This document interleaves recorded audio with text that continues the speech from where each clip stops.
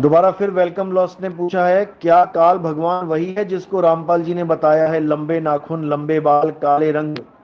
आप खुद सोचो। एक तरफ आप कहते हो कि काल भगवान परमात्मा का पुत्र है, या परमात्मा का या अक्षर पुरुष का किसी का पुत्र है।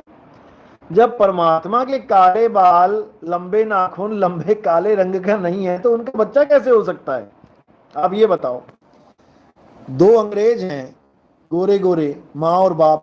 99% के 100% उनका बच्चा गोरा ही होगा। काला पैदा करके दिखवा दो, क्योंकि उनके डीएनए ही ऐसे हैं। जैसे माँ बाप होंगे वैसा बच्चा पैदा होगा। अब तुमने इन कहानी में परमात्मा बना दिया कबीर साहब। अब उनके दो हाथ दो पैर हैं, माँ बाप होंगे वैसा बच्चा पैदा होगा। अब तुमने इन कहानी में परमात्मा बना दिया कबीर साहब। अब उनके दो हाथ दो पैर हैं। अब उनकी पुत्री बना दी तुमने अष्टांगी, जिसके 8 हाथ हैं। अब कबीर साहब के 8 हाथ नहीं है तो उनकी बच्ची के, उनकी लड़की के 8 हाथ कैसे हो गए? और काल भगवान के 1000 सिर और 1000 जोड़ी हाथ बना दिए। जब पिता के 2 हाथ हैं, कबीर साहब के 2 हाथ हैं, तो कबीर साहब से सृष्टि में जितने भी पुत्र पैदा होते हैं उनके भी 2 हाथ होने चाहिए। चलो मान लिया 1000 हाथ काल भगवान के हैं, जो रामपाल जी अपनी कहानी में सुना रहे हैं। 1000 हाथ माना, 1000 जोड़े हाथ के काल भगवान के हैं, 8 हाथ शेरा वाली जी के हैं, माता के हैं। तो उनके जो पुत्र पैदा हुए उनके 4 सिर कैसे हो गए? ब्रह्मा जी के 4 सिर, विष्णु जी के 4 हाथ, शंकर जी के 2 हाथ। मतलब एक ही माँ और एक ही बाप से अलग अलग डीएनए के बच्चे पैदा हो रहे हैं।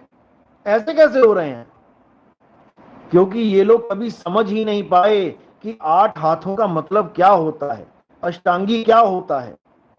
भाई 5 तत्व 3 गुण, ये 8 अंग हैं माया के। पूरे संसार में 5 तत्व और 3 गुणों के द्वारा ही अष्टांगी कार्यरत है। आप देखो, 5 तत्व के अलावा बताओ क्या है? सारी दुनिया में 5 तत्व फैले हैं और 3 गुण, त्रिगुणी, इसीलिए त्रिगुणी माया बोला जाता है। यही अष्टांग हैं, 8 अंग हैं, लेकिन इनको समझ में नहीं आता। और भी बहुत से कोड हैं, दुनिया भर के कोड हैं, सारे तो नहीं बता सकते यहीं पे, लेकिन आने वाले सत्संगों में हर चीज खोली जाएगी। ब्रह्मा के 4 सिर क्यों होते हैं, सारा कुछ खोला जाएगा। 5वां सिर आया था, क्यों तोड़ दिया गया? 5वां सिर जब प्रकट हुआ था तो क्यों उसका नाश किया गया? इसके पीछे क्या संकेत है? शंकर जी की जटाओं में गंगा है, क्या संकेत है?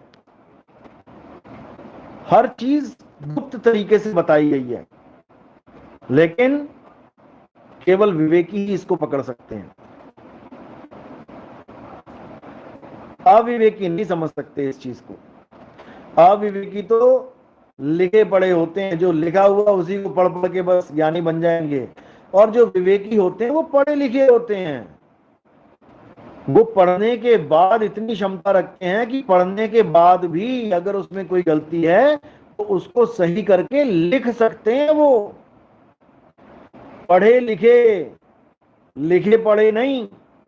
ये सारी दुनिया लिखी पढ़ी हुई हो चुकी है, लिखे हुए को पढ़ के उसी को मान लेती है। अरे विवेक लगाओ, जो लिखा गया है वो सही भी है या नहीं। बुद्धि इसलिए दी मालिक ने आपको, विवेक इसीलिए दिया, लेकिन नहीं समझ में आ रहा किसी को।